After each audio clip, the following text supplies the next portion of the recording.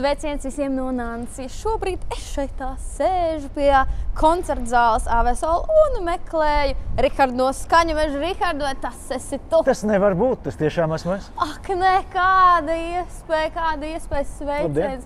Labdien!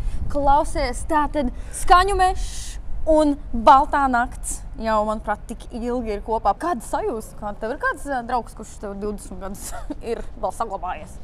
Kaut kaķi dzīvot tik ilgi. Es gribētu kaķis. Es gribētu mans šī brīža kaķis, mans mīļākais kaķis, lai viņš dzīvot 20 gadus. Tikpat ilgi, cik mūsu draudzība ir Balto nakti. Kas priekš mums, ko es iespējams teikšu vēlāk vēlreiz, vienmēr ir lieli svētki. Sēdieties, jums būs pirmā vieta, pirmā rinda. Paldies, kāpēc gan neapsēsties koncerta zālē AVSOL. Ko mēs šeit varēsim redzēt Baltajā naktī? Skaņumežs strādā ar pārmaiņām mūsdienu mūzikā visdažādākajos mūsdienu mūzikas žanros. Un veidojot kā festivālu, tā arī Baltās nakts programmu, mēs cenšamies sastādīt balansu un pārstāvēt daudz un dažādas mūzikas formas. Šī pasākuma programma ir vienmēr veidota paralēli pašam Skaņumežam, paša Skaņumeža programmai. Kurš notiek pēc tam drusciņ kas notiek tikai mēnesi vēlāk. Baltā nakts principā ir tāds kā papildus Skaņumeža koncerta vakars un ir programmēts ar līdzvērtīgām ambīcijām.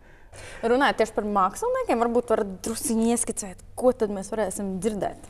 Es domāju, ka visplašākajai publikai noteikti pievilcīgs šis projekts Avvara, kas ir duets no Gruzijas, kas strādā ar savas valsts tautas mūzikas elementiem mūsdienu elektroniskās mūzikas praksēs. Es noteikti gribētu izcelt visai atzītas brīvās improvizācijas mūziķus Rodžeru Tērneru, kuru nodēvēja par brīvās improvizācijas gigantu, trompetistu Akselu Dērneru, kur The New York Times nodēvēja par varenu virtuozu, kas savas trompetes valodu ir mēģinājis no sākuma dekonstruēt un tad būvēt uz augšu no nulles punkta.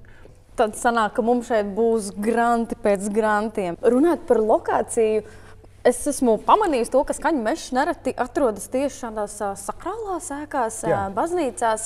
Kāpēc jūs tieši izvēlaties? Vai tas ir akustikas dēļ, vai varbūt tam ir vēl kaut kāda nosacījuma, kāpēc mēs Skaņumežu varam satikt visbiežāk šeit? Akustika bieži vien var palīdzēt, bet arī traucēt. Reizēm akustika ir bijusi izaicinājuma. Sakrālā telpa vienmēr dod interesantu konflikta sajūtu starp laikmetīgo un garīgo pārpasaulību. Liekas, ka tu šeit nevar būt un nevar šeit klausīties to, vai ne? Jā, un vienmēr ir interesants iemesls pierādīt pretējo. Un tā rāda arī zināmu svētku sajūtu. Rihard, kur un kad tad mēs šos svētkus kopā varam svinēt? Skaņumeža svētki sāksies jau Baltās nakts vakarā, 6. septembrī 8. vakarā.